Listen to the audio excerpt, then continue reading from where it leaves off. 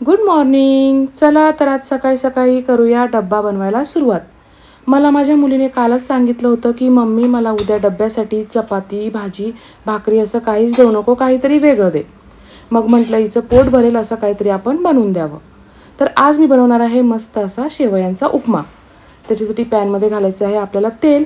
तेलामध्ये घालायच्या आहेत या शेवया. ह्यांना मी जाडवाल्या शेवया घेतलेल्या आहेत, कच्च्याच आहेत या आपल्याला तेलावर छान अशा तळून घ्यायच्या आहेत.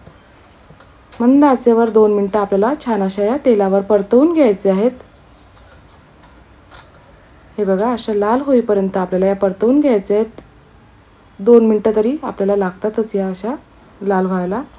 आता करूया फोडणीची तयारी. आता मी ज्या शेवया भाजून घेतल्या होत्या त्या मी दुसऱ्या प्लेटमध्ये ट्रान्सफर केलेल्या आहेत. आता फ्रीजमधून काढत आहे भाजी. चला आता फोडणी करूया. तर पॅनमध्ये घालायचं आहे तेल. 1 चमचा मी तेल घातलेलं आहे. तेल गरम झालं की त्याच्यामध्ये अर्धा चमचा मी राई घातलेली आहे. राई थोडी तडतडली का त्याच्यामध्ये पाव चमचा आपल्याला जिरं घालायचं आहे. आता घालायचं आहे कढीपत्ता, बारीक चिरलेली हिरवी मिरची आणि 1 कांदा उभा चिरून घ्यायचा आहे आपल्याला. आता कांदा आपल्याला ट्रान्सपरंट होईपर्यंत ना छान असा परतवून घ्यायचा आहे. 1 ते 2 मिनिटं लागतात आपल्याला कांदा ट्रान्सपरंट व्हायला. त्याच्यामध्ये घालायच्या आहेत भाज्या. तुम्हाला आवडतात त्या भाज्या घाला. मी इथं गाजर घेतलेलं आहे, फरस बी घेतलेलं आहे आणि मी घरीच फ्रोझन करून ठेवलेले मटरही घातलेले आहेत. आता ही भाजी ना आपल्याला 1 मिनिटं छान अशी परतवून घ्यायची आहेत. 1 मिनिटानंतर आपल्याला याच्यामध्ये घालायचं आहे 1 टमॅटोही आपल्याला 1 मिनिटं याच्यामध्ये परतवून घ्यायचं आहे.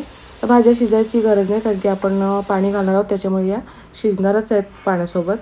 तर याच्यात मी घातलेला आहे पाव चमचा हळद आणि अर्धा चमचा आपला आगरी मसाला. हा माझा घरचा मसाला म्हणजे ज्योती मसाला वापरत आहे मी. मसाल्यामध्ये भाज्या छान आपल्या परतवून घ्यायच्या. मसाल्याचा छान घमघमाट सुटला की आपल्याला ना याच्यामध्ये पाणी घालायचं आहे. मी बाजूलाच ना पाणी गरम करत ठेवलं होतं. समजा 1 वाटी आपली शेव आहे ना, तर 2 वाटी आपल्याला पाणी घ्यायचं आहे, म्हणजे दुप्पट आपल्याला पाणी घ्यायचं आहे. याच्यामध्ये पाणी घातलेलं आहे. चवीनुसार मीठ घालायचं आहे. आता हे आपल्याला ढवळून घ्यायचं आहे.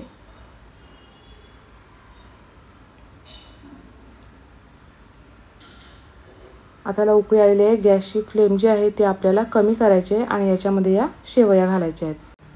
आता हे सर्व मिक्स करून घ्यायचं आहे. बघा, मुलीला भाजी चपाती नव्हती पाहिजे पण ह्याच्यामध्येच भाजी घातली आणि पोटभरीचं असं तिचा डबा मी तयार करत आहे. तर आता याच्यावर झाकण देऊन ठेवायचं आहे. मंद आचेवर आपल्याला 3 ते 4 मिनटं हे असंच ठेवायचं आहे. 3 ते 4 मिनटांनी मी झाकण काढलेलं आहे. आपल्या शेवयाही मस्त शिजल्या गेलेल्या आहेत. आता याच्यावर घालायची आहे बारीक चिरलेली कोथिंबीर. तुम्ही बारीक किसलेला खोबरा वगैरे घालू शकता. मस्त असा आपला शेवयांचा उपमा तयार आहे. व्हिडिओ आवडल्यास लाईक, फॉलो, शेअर, सबस्क्राईब करायला विसरू नका. धन्यवाद.